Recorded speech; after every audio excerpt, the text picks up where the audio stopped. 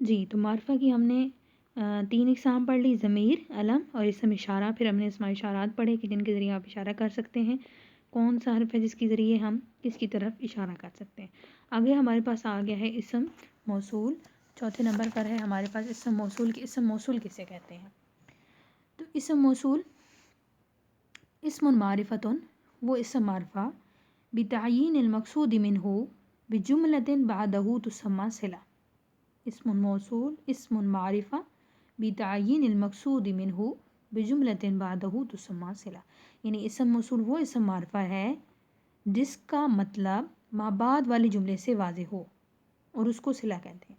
بتعیین مقصود منہ بجملۃ بعدہ، یعنی جس کی تعیین مقصود ہو بعد والے جملے کے ساتھ، ما بعد کے جملے کے ساتھ جس کی تعیین مقصود ہو، اور تسمى صلہ، اس کو صلہ کہتے ہیں. وہ اسم موصول وہ اسم معرفہ جس کا مطلب بعد میں آنے والا جو جملہ ہے وہ واضح کرے اور اس کو صلہ کہتے ہیں. یعنی بعد میں آنے والا جملہ جو بات واضح کرے گا اس کو صلہ کہتے ہیں، اور جو حرف ہوگا اس کو ہم موصول کہیں گے، یعنی اسم موصول کہیں گے. تو اسماء موصول میں سے، یعنی موصولات میں سے جو ہے وہ اسماء موصولات کیا الذی. تو الذی کہہ رہے ہیں کہ مفرد مذکر کے لیے آتا ہے، مفرد مذکر کے لیے آتا ہے یعنی واحد مذکر کے لیے. اسی طرح سے الذین للجماعت الذکور، یعنی مذکر کی جماعت کے لیے، یعنی جمع مذکر کے لیے الذین آتا ہے. اسی طرح سے اللتی، تو اللتی کہہ رہے ہیں کہ للمفرد مونس، یعنی واحد مونس کے لیے استعمال ہوتا ہے. اللاتی للجماعت الاناس، یعنی جماعت سے مراد جمع، اناس مونس، یعنی جمع مونس کے لیے آتا ہے. اللذانی للمثنی مذکر، یعنی تثنیہ مذکر کے لیے اللذانی.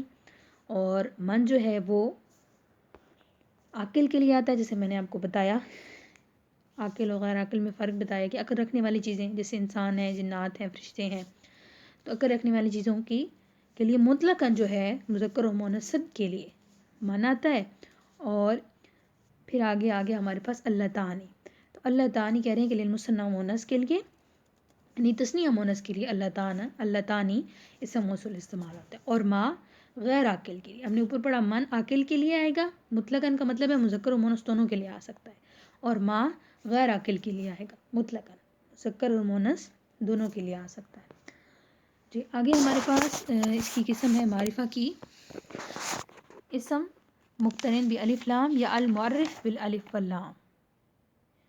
یعنی آپ اس کو دونوں طرح سے لکھ سکتے ہیں. المعرف بالالف واللام اسم مقترن بالف لام. اسم مقترن یعنی وہ اسم جس کے ساتھ آپ الف لام ملا دیں، اور یا پھر وہ معرفہ الف لام لگا کر معرفہ بنا لینا. المعرف معرفہ بنا لینا الف لام لگا کر. اچھا، تو اس کی تعریف کیا کر رہے ہیں کہ اذا دخلت الالف واللام علی اسم النکرہ جعلتہ معرفہ، کہ جب داخل کریں الف اور لام اس میں نکرہ پر تو اس کو معرفہ بنا دیں.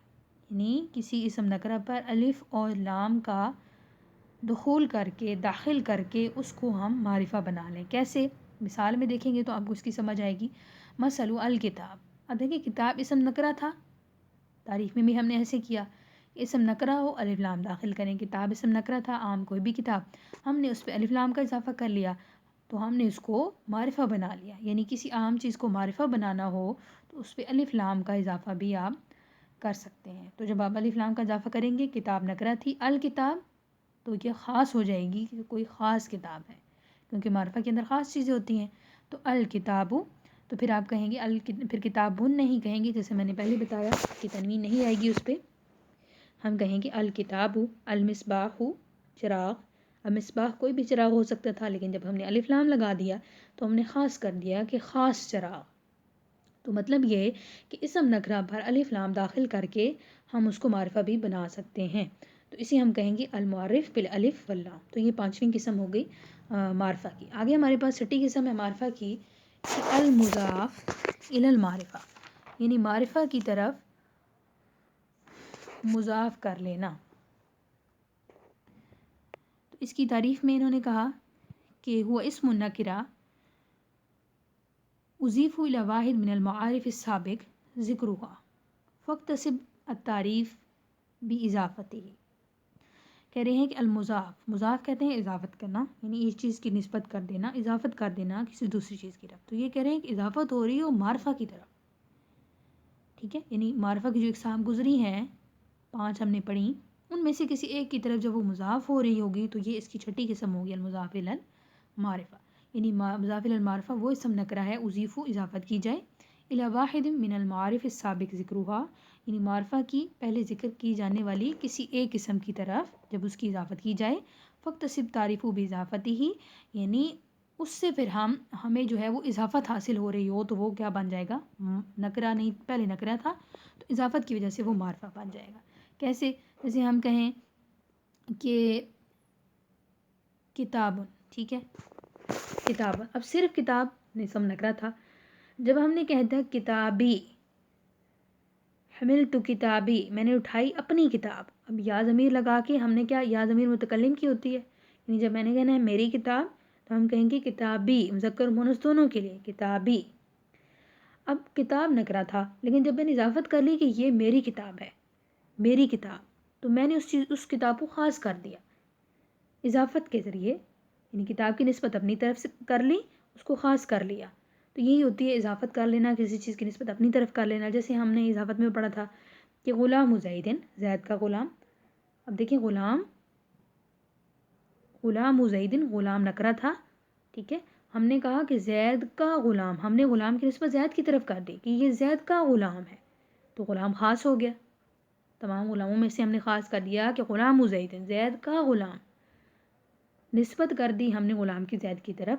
تو اس طرح سے ہم اس کو معرفہ بنا سکتے ہیں. اس کی مثالوں میں مزید بھی آپ آسان الفاظ میں لکھ سکتے ہیں، ھذا الغلام، یہ غلام. اب غلام عام تھا لیکن ہم نے اشارہ کر کے کہہ لیا کہ یہ والا غلام، ٹھیک ہے، غلام ھذا، اس کا غلام. اب دیکھیں ھذا اسم اشارہ، اوپر اس کی ایک قسم گزر چکی ہے تو غلام کی نسبت ہم ھذا کی طرف کر رہے ہیں، کہہ رہے ہیں کہ یہ والا غلام یعنی اس کا غلام، تو خاص غلام ہو گیا. ٹھیک ہے، یعنی مضاف کی یہ جو قسم ہے اس میں سے آپ کسی ایک چیز کی طرف، معرفہ کی جو جتنی قسمیں گزر چکی ہیں کسی ایک چیز کی طرف آپ نسبت کر دیں گے تو اس سے ہم کیا کہیں گے کہ یہ مضاف الی المعرفہ ہے، یعنی وہ تھا نکرہ لیکن ہم نے اس کی اضافت جو ہے کسی معرفہ کی طرف کر دی. جیسے غلام زیدن نکرہ تھا، زید معرفہ تھا، ہم نے غلام نکرہ کی اضافت کر دی کہ غلام کس کا ہے، زید کا ہے، تو اس کو ہم نے معرفہ بنا لیا. آگے ہمارے پاس ہے منادی مقصود بالندا.